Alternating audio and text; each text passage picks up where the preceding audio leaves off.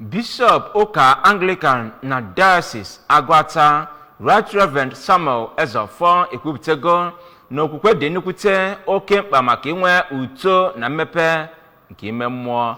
N'okwu ya n'ụlọ ụka St. James Parish Nanka n'okpuru ọchịchị obodo Orumba North n'ụka akara iji wee kwa ndị mmadụ aka n'isi ma nabata ọtụtụ ụmụ agbọghọ n'otu ụmụ agbọghọ nabatakwuzie ndị nne n'otu ndị nne maka ụlọ ụka dum nọ na Ajukinri Nanka ka Bishop Ezofo na wee kọwaa mkpa ọ dị na ga-abawanye alaeze nke Chineke. Ka abụchi nwa ọzọ kọtọpụrụ gị akụkọ a.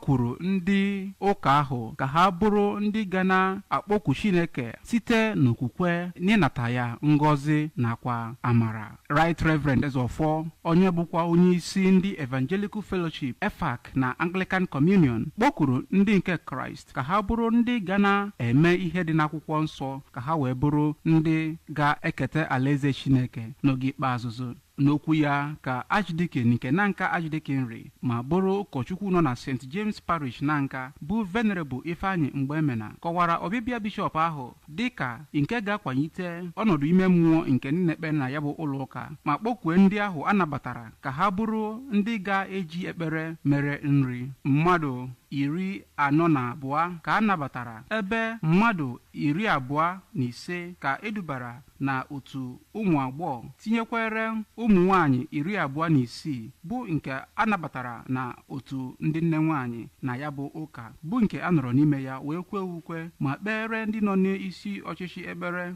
tinyere ndị ụka steeti a nakwa Naịjirịa. Onye bụ onye isi otu ụmụ nwanyị na ya bụ Diocese nke Agwata bụ Odoziakụ Chinyere Ezofo, ndị ọrụ na ya bụ Diocese bụ ndị bịara ya bụ mmemme.